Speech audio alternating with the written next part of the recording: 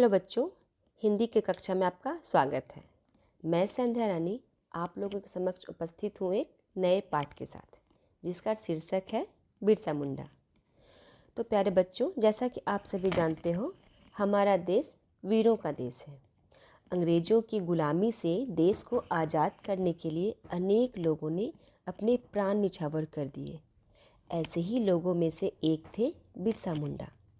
अमर क्रांतिकारी बिरसा का जन्म 15 नवंबर सन 1875 ईस्वी को झारखंड के खूंटी के पास उलिहातू गांव में हुआ था।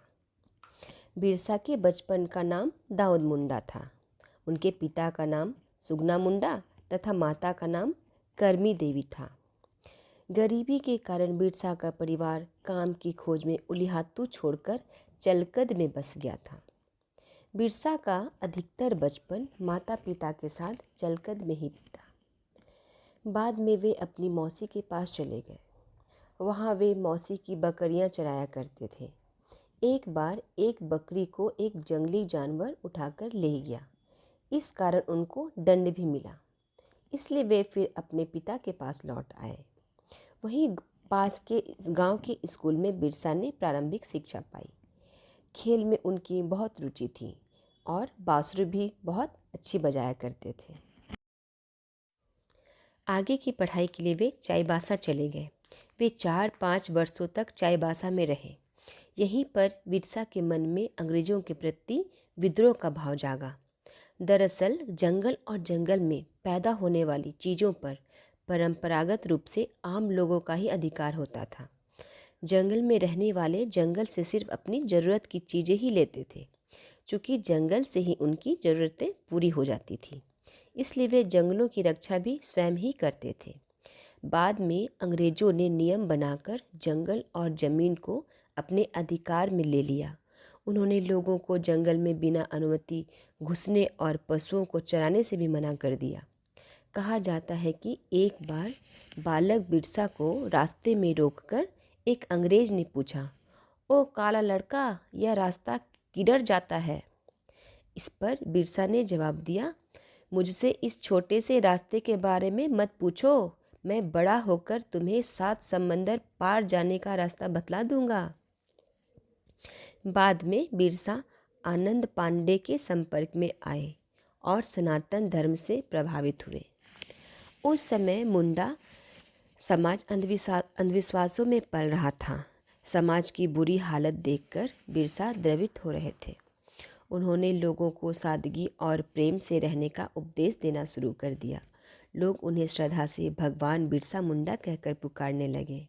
सिंगबोंगा में अटूट विश्वास रखने वाले भगवान बिरसा ने उलगुलान, जिसका अर्थ होता है राजनीतिक क्रांति, वही शुरू कर दिया। उनके उलगुलान का अंग्रेजी शासन पर गहरा प्रभाव पड़ा। बिरसा मुंडा ने ब्रिटेन की महारानी के शासन को मानने से इनकार कर दिया। भूमि कर देने से उन्होंने मना कर दिया। सबको अपने तलवार एवं अन्य परंपरागत अस्त्र शस्त्र धारण कर अंग्रेज़ों से लोहा लेने का पूरे इलाके में घूम घूम कर आह्वान किया। इसी बीच उनके गांव में चेचक का प्रकोप हो गया। वे गांव जाकर चेचक के रोगियों की सेवा करने लगे। उन्होंने रोगियों की खूब सेवा की। इसका फल यह हुआ कि चेचक के रोगी अच्छे हो गए। यह देखकर बिरसा के अनुयायियों की संख्या बढ़ने लगी। कुछ ही दिनों में शासकों के बीच खलबली मच गई। बिरसा धार्मिक और राजनीतिक स्वतंत्रता के अभिलाषी थे। बिरसा के अनुयायियों ने संघर्ष तेज कर दिया। डोम्बारी पहाड़ पर अंग्रेज़ों के साथ भीषण संघर्ष हुआ। बहुत सारे लोग मारे गए, मगर बिरसा अपने कुछ साथियों के साथ बच निकले। बाद में अंग्रेज़ों ने छल नीति से रात में सोए हुए बिरसा को गिरफ्तार कर लिया। बिरसा को 2 वर्ष के सश्रम कारावास की सज़ा सुनाई गई। उन्हें हजारीबाग जेल में रखा गया।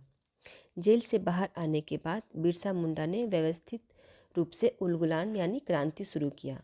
उन्होंने साफ तौर पर घोषणा की कि हम अपनी धरती पर अंग्रेज़ों का शोषण दमन का राज नहीं चलने देंगे। यहाँ सिर्फ हमारे क्षेत्र के लोगों का राज चलेगा, जिसमें छोटे बड़े का कोई भेदभाव नहीं होगा। कानून शोषण के लिए नहीं, बल्कि आम लोगों के विकास के लिए होगा। इसके बाद अंग्रेज सरकार पर बिरसा पंथियों ने अपने सशस्त्र हमला तेज कर दिया। कुछ समय बाद सईल रकब पहाड़ी पर भी आंदोलनकारी मुंडाओं और अंग्रेज़ों के बीच भयंकर लड़ाई हुई। काफ़ी लोग मारे गए, कई लोग पकड़े गए। कुछ लोगों के द्वारा की गई मुखबिरी ने उन्हें 3 फरवरी सन 1900 ईस्वी को गिरफ्तार करवा दिया। बिरसा भगवान को रांची जेल में भेज दिया गया। बिरसा भगवान और उनके गिरफ्तार साथियों पर मुकदमा चला। रांची जेल में ही 9 जून सन 1900 ईस्वी को उनकी मृत्यु हो गई।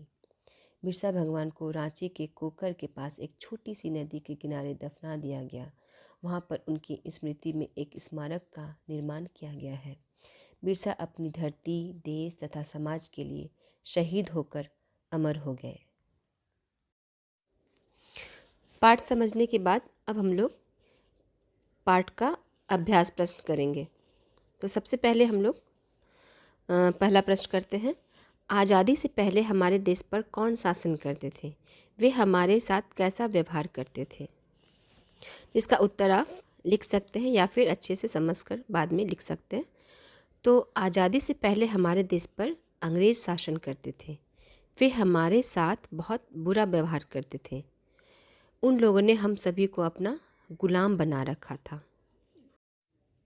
अगला प्रश्न है, हमारे देश को आज़ाद कराने में कई वीरों ने अपनी जान गंवाई है। उन वीरों के बारे में आप क्या सोचते हैं? इसका उत्तर है, हमारे देश को आज़ाद कराने में जिन वीरों ने अपनी जान गंवाई है, उन वीरों के मन में देशभक्ति की भावना थी। हमें उनका सम्मान करना चाहिए।